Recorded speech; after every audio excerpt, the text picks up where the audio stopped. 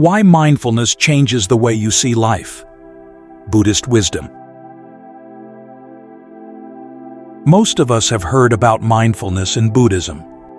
Maybe we have read something about it, tried it once or twice, or at least have some sense of what it means. Being present, paying attention, observing your thoughts. And that understanding is not wrong. But there is something about mindfulness that goes much deeper than what that surface understanding can reach. Something that, when you begin to practice it seriously and consistently, changes the way you experience your own mind, your emotions, your relationships, and ultimately, the way you see your entire life. The Pāli word for mindfulness is Sati, and the Buddha did not teach it as a relaxation technique or a way to feel calm. He taught it as a trainable skill, one of the most important skills a human being can develop. A skill that, once it matures, allows you to see things about yourself and about reality that you have never seen before, even though they were always there. That is what I want to share with you today. What this skill actually is, how it develops through practice, and why it has the power to transform the way you live. So what is Sati really? The word comes from the Pāli root sarati, which means to remember, to hold something in mind. And that is already a clue to something important, because the way mindfulness is commonly understood today, as simply paying attention to the present moment, misses this dimension entirely. Sati is not just about paying attention. It is about remembering to pay attention. It is about keeping the mind on a chosen frame of observation and bringing it back when it drifts away. There is an active, deliberate quality to it that is very different from passive observation. In the Mahasatipatthana Sutta, one of the most detailed teachings the Buddha gave on this subject, he describes mindfulness through a formula that he repeats throughout the entire discourse, almost word for word. 3 qualities, always together. Atapi, genuine effort, a real willingness to engage with what is happening. Sampajano, clear comprehension, seeing what is actually going on and understanding its context and purpose. And Satima, the anchoring quality, the ability to hold the mind steady on what you have chosen to observe and to remember, to come back when you lose it. These 3 qualities working together are what make mindfulness a complete training of the mind. Effort without understanding goes nowhere useful. Understanding without effort fades. And without the anchoring quality of remembering, both effort and understanding scatter into distraction. And what do you observe? The Buddha laid out 4 domains called the 4 foundations of mindfulness: the body, feeling tones, states of mind, and the nature of mental phenomena themselves. These are the frames of reference. This is what Sati holds the mind on. And within each of these domains, the practice has a specific aim: to see the arising and passing of phenomena as they actually are, not as you wish them to be, not as you fear them to be, but as they are. That is the foundation. Now here is what happens when you actually sit down and begin. You choose an object of attention, most commonly, the breath. You bring your awareness to the sensation of breathing, and within seconds, the mind is gone. It has wandered off to a conversation you had yesterday, a worry about tomorrow, a song stuck in your head. And by the time you notice that you have been carried away, minutes may have passed. You were sitting there intending to watch the breath, and instead you were reliving an argument from last Tuesday, complete with better comebacks you wish you had said.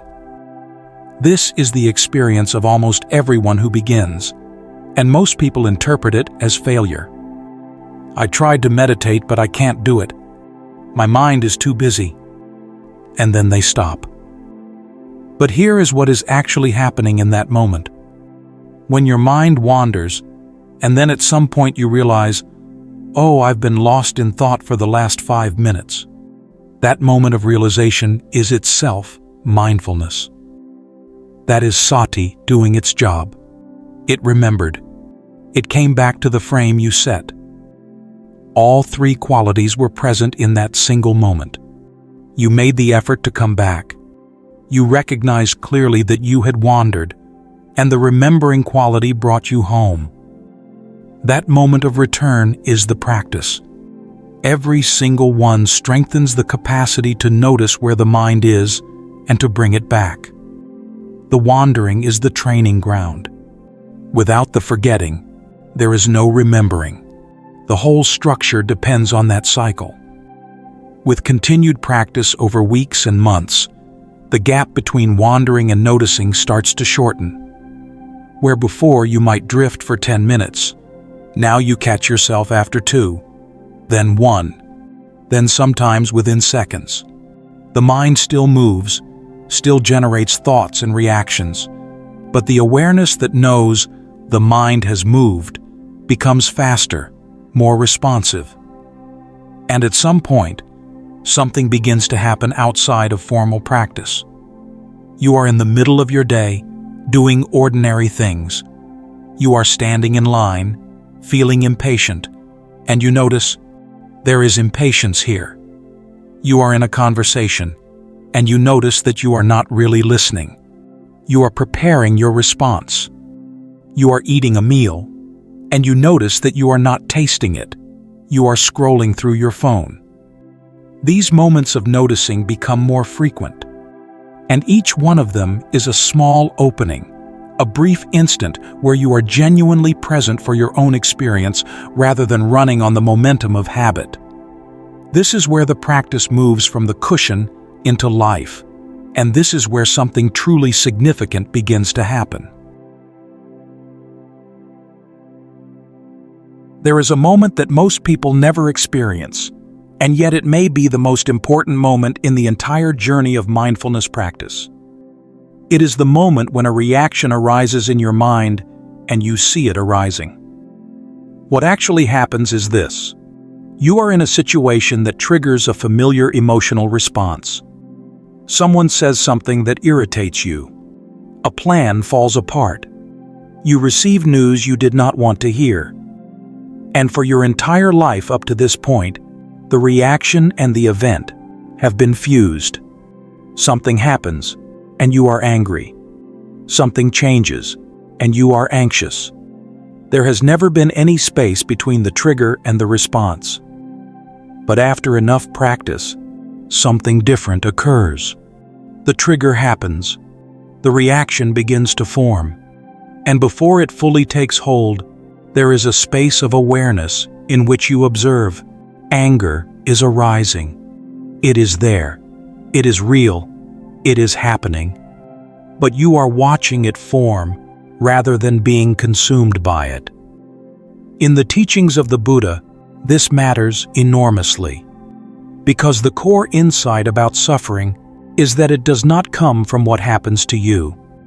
It comes from how the mind reacts, and more specifically, from the fact that this reaction is almost entirely automatic.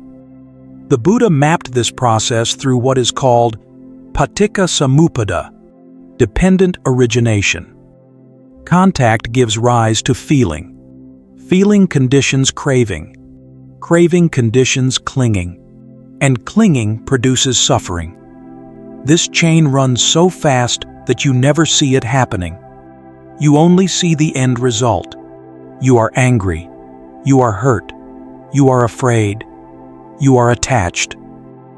What mindfulness does, when it is sufficiently trained, is allow you to see this chain while it is running. The Pāli texts describe what you begin to observe as samudaya dhamma, the arising of phenomena, and vaya dhamma, the passing away of phenomena. You watch anger appear. You watch it exist. And you watch it dissolve. You did nothing to make it dissolve. You simply observed it with clear awareness, and it ran its natural course, because every mental state is conditioned, temporary, and dependent on circumstances that are themselves constantly changing. When you see this over and over again, across different emotions, different situations, something fundamental shifts. You begin to realize that the mental states you have always identified with are processes, not permanent features of who you are. Most people carry around a story about themselves built from accumulated reactions. I am an anxious person. I am short-tempered. I am someone who worries. These identities feel solid, like facts. But when you watch anger arise and pass again and again, you start to see that what you called "I am an angry person" was actually a pattern of conditioned responses that had never been observed closely enough to see clearly. Mindfulness breaks this identification through the simplest method possible: seeing. The Pāli canon calls this Yathabhuta Jnanadasana, seeing things as they actually are. When you see anger as a passing mental event rather than a core part of your identity, the grip it has on you loosens. The emotions still arise, but you are no longer at their mercy. You have a space from which to observe, to understand, and to choose how you respond. And this seeing does not stay limited to strong emotions. Once the capacity develops, it starts to show you something about the texture of your everyday experience that you may have never noticed. There is a dimension of human experience that runs beneath everything we do, and it is rarely noticed directly. The Buddha called it Vedana, and it is one of the most important concepts in the entire teaching. Vedana is feeling tone. Every single moment of sensory contact produces one: pleasant, unpleasant, or neutral. Your eyes see something, and there is a feeling tone. Your ears hear something, and there is a feeling tone. A thought arises in the mind, and even that carries a feeling tone. This is happening constantly, like a river running underneath the surface of conscious life. And here is what makes this so significant. Much of what we call our decisions, our preferences, even our personality, is actually a response to Vedana.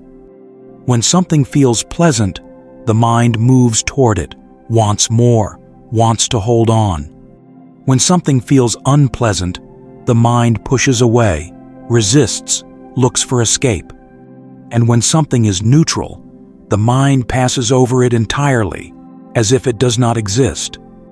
This sorting process runs beneath awareness, shaping choices, moods, relationships, entire orientations toward life. The Buddha placed Vedana as the second foundation of mindfulness, right after the body. In the chain of dependent origination, Vedana is the critical junction. It is the place where the mind either continues into craving and clinging, or wakes up and sees what is actually happening. When you practice mindfulness of Vedana, you train yourself to notice the feeling tone the moment it arises. There is an unpleasant feeling. That is all. You see it as exactly what it is: a conditioned response that arose because a particular contact happened, and that will change when conditions change. You do not spin a story about it. You do not conclude that the situation is bad or that life is unfair. You see a feeling tone, and you let it be what it is. This sounds simple, but if you try it, you will find how difficult it is, because the habit of reacting to feeling tones is one of the deepest habits the mind has. It has been running since before you could speak, and yet, with practice, it can be seen. And the moment it is seen, something shifts.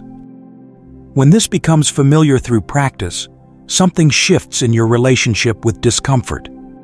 You stop needing life to be permanently comfortable in order to feel at peace. And this is a deeper change than it may sound, because so much of our energy goes toward managing discomfort. arranging circumstances to feel pleasant sensations, avoiding situations that produce unpleasant ones, trying to control reality so that the stream of feeling stays on the pleasant side. And it never works. It cannot, because feeling tones are conditioned by contact, and contact is constantly changing.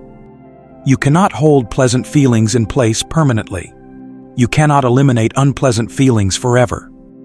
The entire effort is built on an impossibility, and the tiredness that accumulates over time is, in large part, the tiredness of fighting a battle that cannot be won.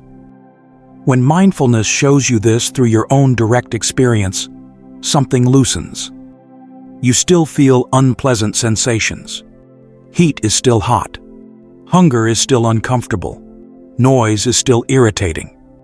But the layer of resistance, the "this should not be happening," the "I need this to stop," that layer begins to thin out. And you discover that the discomfort itself was never the deepest problem. The weight you were carrying was the war against it. This is one of the most practical changes that mindfulness brings into daily life. You become someone who can be present with difficulty without being overwhelmed. You can sit with uncertainty. You can meet the ordinary friction of being alive without treating every unpleasant moment as evidence that something has gone wrong. And from this, something even deeper begins to emerge. Because once you are no longer consumed by the effort to manage your own comfort, your attention becomes available for something larger. If you continue practicing, if mindfulness becomes something you carry through your waking life, a deeper shift begins to take place. And this one touches something very fundamental: the way you experience yourself. Throughout our lives, we construct a sense of self from our experiences, our memories, our emotional patterns, our roles. I am this kind of person. I believe these things. This is who I am. And this constructed self feels solid. It feels like the one continuous thing in a world of constant change. But when mindfulness turns its attention inward with enough sustained clarity, you begin to notice something that is, at first, unsettling, and eventually, liberating.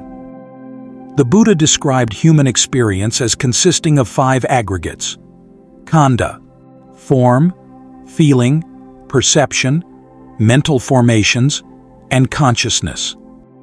These 5 cover everything you are and everything you experience. And every single one of them is in constant motion. Sensations shift, feelings change, thoughts arise and disappear. Even consciousness fluctuates with its objects. When you observe this closely and repeatedly, a question begins to arise on its own. If every part of what I call me is changing, what exactly is the me that I have been defending all this time? The teaching does not ask you to deny your existence. You are here, you are breathing, you are hearing these words. What it points to is the enormous amount of suffering that comes from building a fixed image of yourself and then spending your life maintaining it. I am the successful one. Then failure feels like annihilation. I am the strong one. Then breaking down feels like betrayal. The pain is not just in what happens, but in the shattering of the image you worked so hard to preserve. When mindfulness reveals, through direct observation, that what you call self is a collection of changing processes woven into a narrative, the need to defend that narrative starts to lessen. You do not lose your personality. You do not become blank. What happens is that the heaviness around me and mine begins to lift. And when this happens, compassion grows. When your sense of self is rigid, a large portion of your mental energy goes toward protecting it. Someone criticizes you, and you defend. Someone succeeds where you failed, and you compare.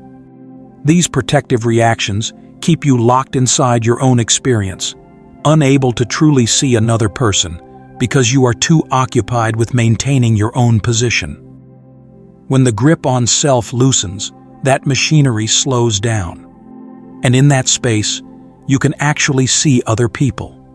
You can hear what they are saying without filtering it through, "How does this affect me?" You begin to meet people where they are, rather than where you need them to be for your own comfort. This is also why, in the Buddhist path, ethics become natural. When you are truly aware, you feel the inner consequences of your actions. You notice the disturbance in the mind when you speak dishonestly. You experience the ease when your actions come from clarity and care. Sila, ethics. Samadhi, concentration. Panya, wisdom. These three feed each other and grow together. The Buddha called the foundations of mindfulness Ekayano Mago, the path of convergence. The place where every wholesome quality of the mind comes together, leading toward a clarity that the texts describe as the overcoming of sorrow, the ending of grief, and the attainment of the true way. Mindfulness changes the way you see life because, for the first time, you are actually seeing it. For years, you were reacting, defending, chasing, avoiding, living inside a machinery of conditioned responses that you never had the skill to observe. And now, through patient and honest practice, you begin to see. You see the arising and passing of your own emotions. You see the feeling tones that shape your behavior. You see the constructed nature of the self you have been carrying. The world does not change. Your circumstances may not change at all. But the one who is living those circumstances has begun to see them clearly. And that clarity, earned through practice, tested through experience, is the beginning of a freedom that no external condition can give you, and no external condition can take away. The Buddha did not promise a more comfortable life. He did not promise that everything becomes pleasant. He pointed to seeing clearly, and seeing clearly is where everything begins.